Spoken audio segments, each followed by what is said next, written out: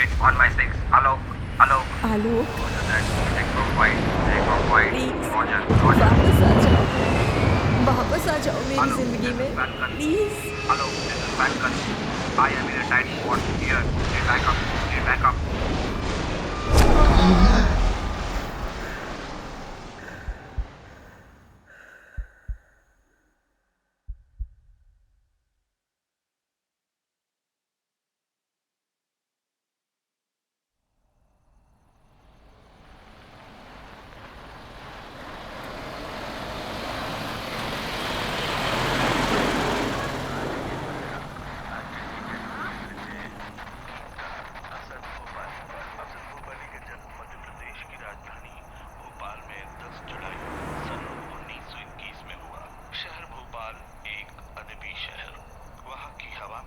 शायरी की खुशबू होने से कई शायर इस शहर में दिए हैं। उन्हीं में से एक जगमगाता नाम है हसन भूपाली साहब।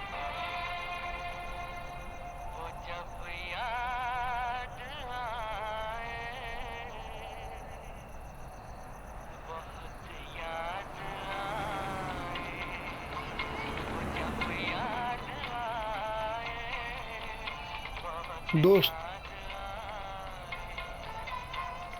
ये वही साहब है ना जिनका फोटो कुछ दिन पहले अखबार में छपा था? हाँ चाचा। ओह, तभी मैं कब से सोच रहा हूँ कि मैंने उनको कहीं देखा है, पर टीवी न्यूज़ में तो थोड़े अलग दिख रहे हैं।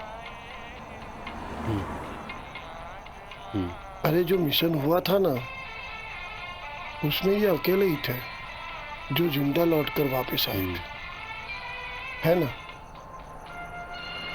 कुछ दिनों से मैं देख रहा हूँ उनको। आप लोग जब यहाँ आते हो, वो वहाँ बैठ के सिगरेट पीते हैं और अकेले बैठे रहते हैं गुमसुम। मैंने किसी से उनको बात करते हुए नहीं देखा। उनको कोई प्रॉब्लम है क्या? मुझे ऐसा लग रहा है शायद वो कुछ ठीक महसूस नहीं कर रहे, जैसे इतनी बड़ी जीत के बाद भी उन्होंने कुछ खो दिया हो। डियर प्रीति, ये डियर लिखने से पहले भी 3 बार काट कर मिटाए और कागज बदले हैं। इस कश्मकश में हूं कि तुम पर मेरा कोई हक रह भी गया है या नहीं।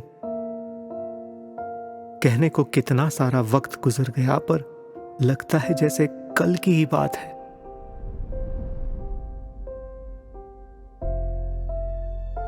उस दिन एक तरफ मेरा मिशन था जिसके बारे में मैं कुछ कह नहीं सकता था, तो दूसरी तरफ तुम, जो मुझसे जाने कितना कुछ कहना चाहती थी। हेलो। हाय। सॉरी, मुझे देर हो गई। आलोक, क्या हम बैठ सकते हैं?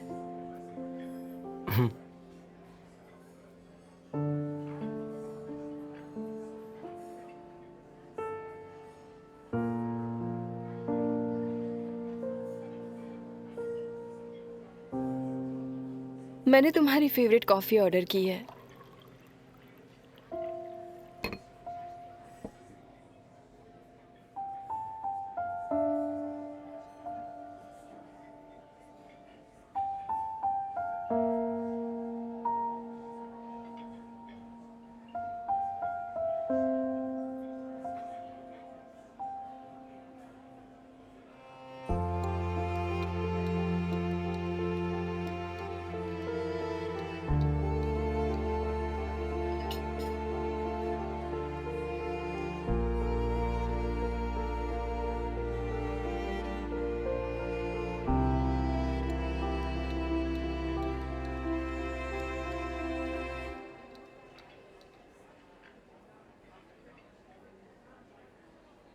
कहाँ रह रही हो वैसे? यहीं पास में ही एक कॉलोनी है।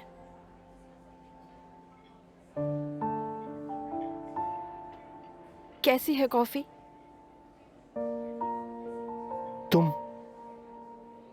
तुम बिल्कुल बिल्कुल वैसी हो जैसे पहले हुआ करती थी, सिर्फ ये यूनिफॉर्म पहनी हो। जाना है मुझे हॉस्पिटल, आधे घंटे में वापस। पर इतनी जल्दी?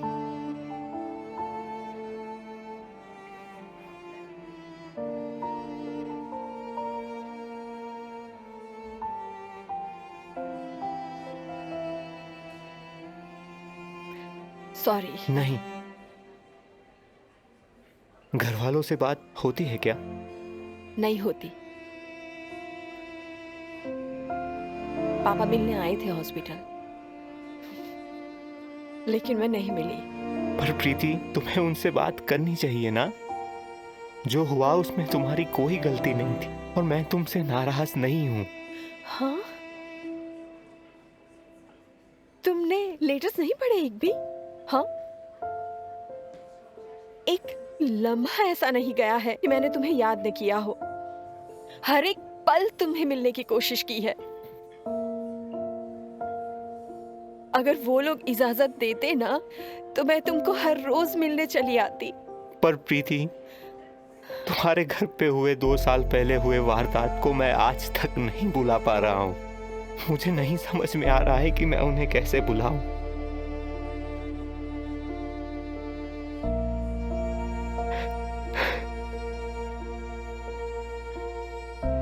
आलोक,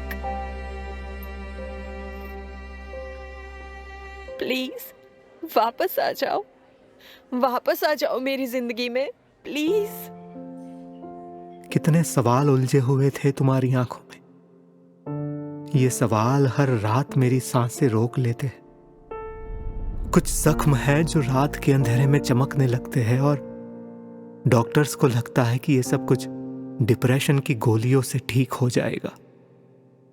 आज उसी शहर लौटा हूं जहां एक दिन अपना सब कुछ या बहुत कुछ एक कैफे के दरवाजे के उस पार छोड़कर चल दिया था। कहते हैं जब किसी को प्यार में अकेला छोड़कर जाओ ना, या तुम्हें बिछड़ना पड़े, तो पीछे मुड़कर नहीं देखते। मैंने वही गलती कर ली। टेबल पर टूटकर रो रही उस लड़की को एक बार देख लिया और फिर अब तक उस तस्वीर को याद करके मैं कभी सो नहीं पाया हूं। सहर उठता हूं, लेकिन कहते हैं ना कि जो बातें हम कह नहीं पाते वो हमारी जिंदगी का सबसे बड़ा सच होता है। 2 महीनों से साहब आए हैं, तब से मैं भी उनको ऐसा ही देख रहा हूँ। वो किसी से बात नहीं करते और फार्म हाउस में भी अकेले रहते हैं। मैंने कभी किसी के साथ बैठे हुए नहीं देखा, पर हाँ, 1-2 बार मैंने डॉक्टर को फार्म हाउस पे आते हुए देखा है। वैसे तो उनकी तबीयत बहुत अच्छी है, पर पता नहीं। सही बात। कैसा है ना, देश के लिए इतना बड़ा बलिदान देने वाले इतने बड़े साहब की निजी जिंदगी में भी ऐसे प्रॉब्लम होते हैं, है ना। और हम छोटे लोग तो उनको टीवी न्यूज़ में देख के न जाने क्या क्या सोचते हैं। आज मैं जज्बात के दो राहे पर खड़ा हूं। एक तरफ अपने वतन का परचम लहराने का गुरूर है तो दूसरी तरफ अपने साथियों को खो देने का गम। कई बार हम सब कुछ पाकर भी कितने खाली हो जाते हैं। एक तरफ पूरे देश की आंखों में सम्मान तो दूसरी तरफ अपने ही आंखों में इंतजार और बेबसी। एक किताब में मैंने पढ़ा था कि सबसे कम दूरी तय करने में सबसे ज्यादा वक्त लगता है। आज अगर चाहूं तो जब चाहे जाकर उसे मिल सकता हूं, लेकिन जब भी कोई चीज बहुत पास होती है तो बीच में सवालों की गहरी खाई निकल आती है। क्या वो भी मुझसे मिलना चाहेगी?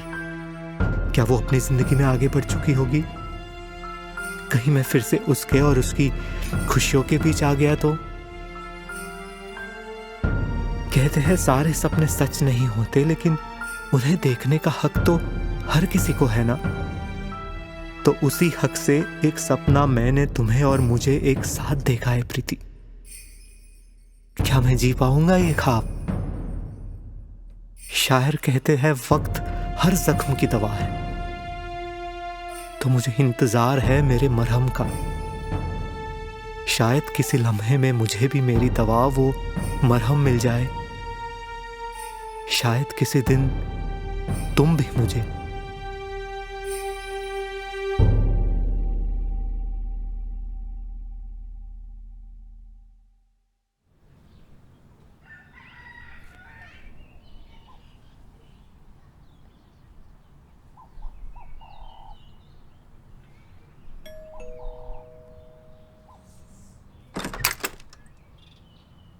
जी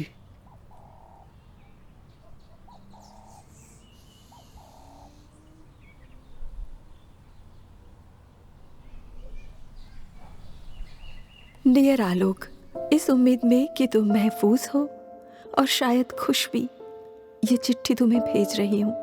यह खत लिखते वक्त मैं न जाने कई दफा ऐसे एहसासों से गुजरी हूँ जैसे कितना कुछ कहना है लेकिन कह नहीं पा रही। सब कुछ धीरे धीरे मेरे सामने फिर से हो रहा है। तुम्हारा कैफे के दरवाजे से बाहर निकलना, तुम्हारे जाने के बाद मेरा बहुत देर तक उसी कैफे में बैठे रहना, उस गर्म कॉफी को ठंडा और फिर बर्फ होते हुए देखना।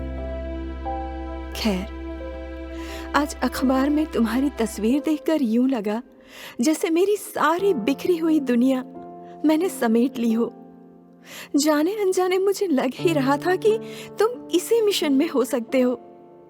रेगिस्तान का मुसाफिर जैसे पानी के लिए दुआ करता है, उससे भी ज्यादा शिद्दत से मैंने तुम्हारी सलामती मांगी है आलोक।